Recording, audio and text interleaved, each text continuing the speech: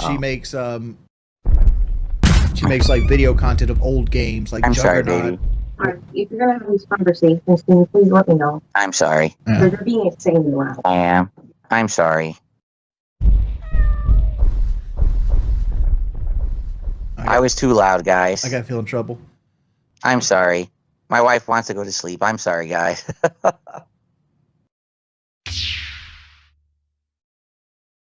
Like Q&A wise?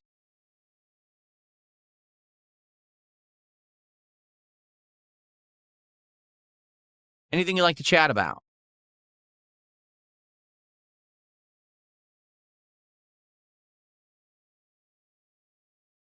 Do I believe in any conspiracy theories? Well, the funny thing about conspiracy theories is they're only conspiracies if you don't really have, how can I say?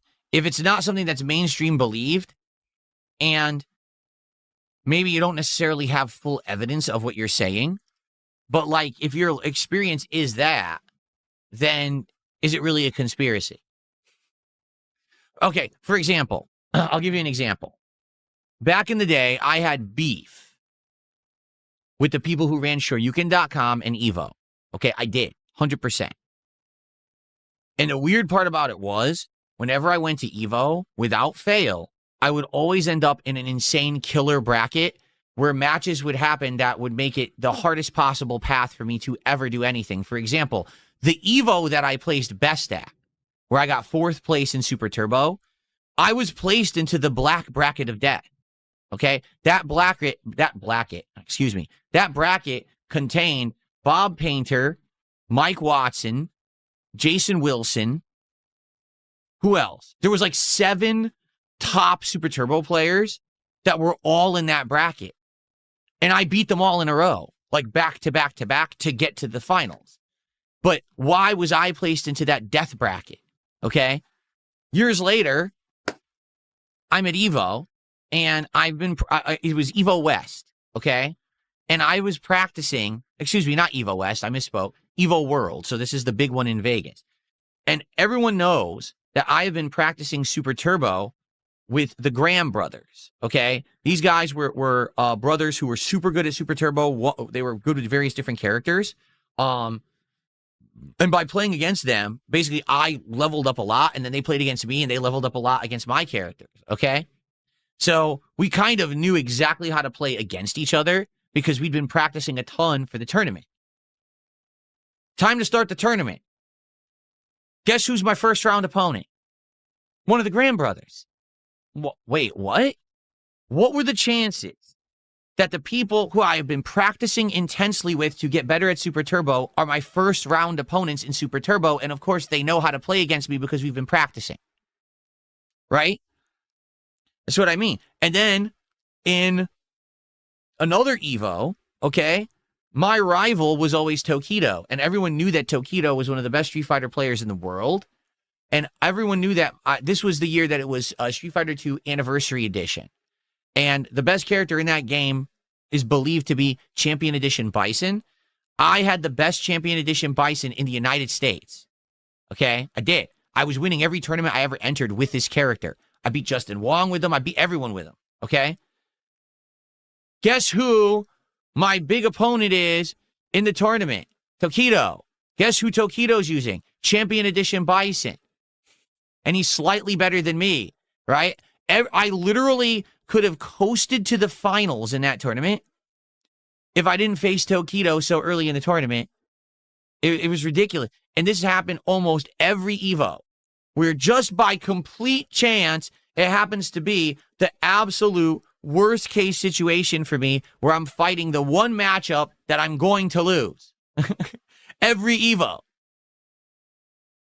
Now, you could say, well, that's a conspiracy theory. Well, you're right. Do I have distinct evidence that the people who ran Evo, you know, the Cannon brothers, Mr. Wizard, etc., do I have distinct evidence that they rigged the brackets to screw me? No, I don't.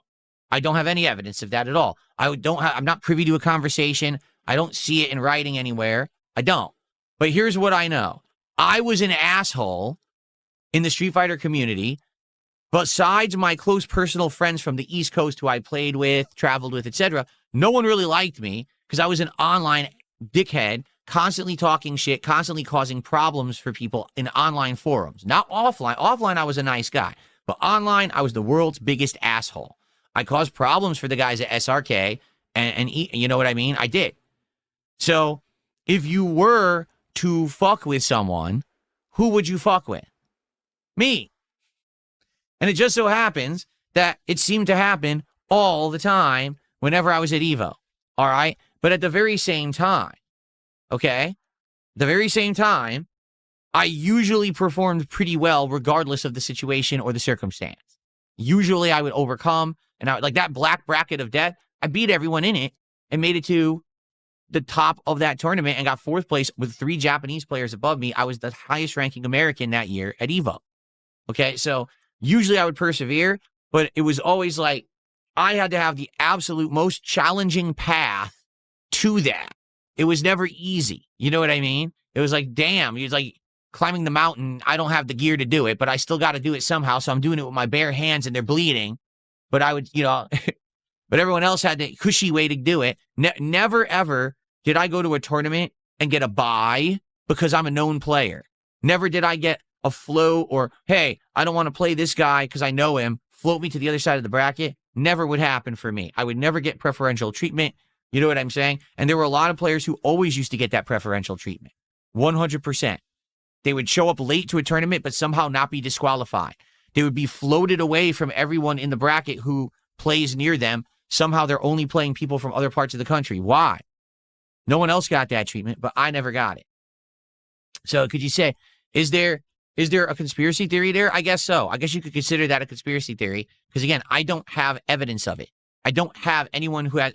Here's a written conversation between the staff conspiring to screw over DSP because they don't like him because he's an online asshole. I don't have that. But basically, the situation happened. You know what I'm saying?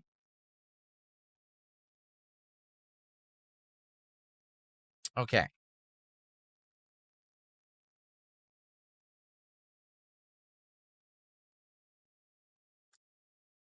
If we bring back Slay the Spire, likely it will be a night stream. It's not going to be anytime soon.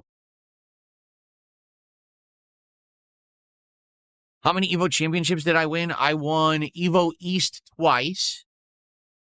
And I actually, do you know the truth? I don't remember if I won any other Evo qualifiers because I kind of didn't care.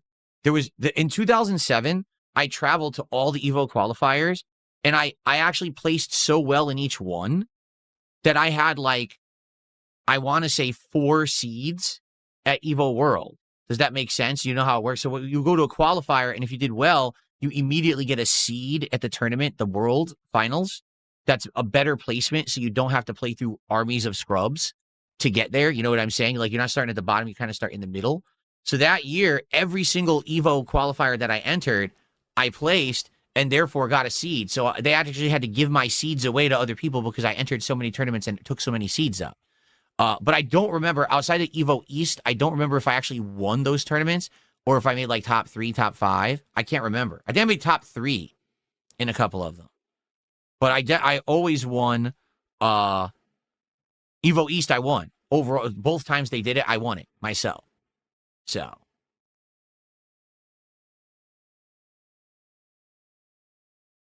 Yes, they were championships. Evo East championships. It was Evo East was considered a championship tournament. And by winning that tournament, you get a seed into the World Finals. It was a championship tournament for the East Coast. You don't know what you're talking about. Idiots.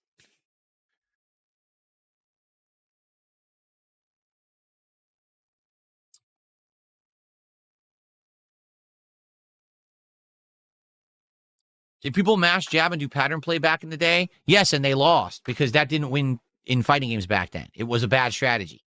In Street Fighter 6, it's actually a good strategy.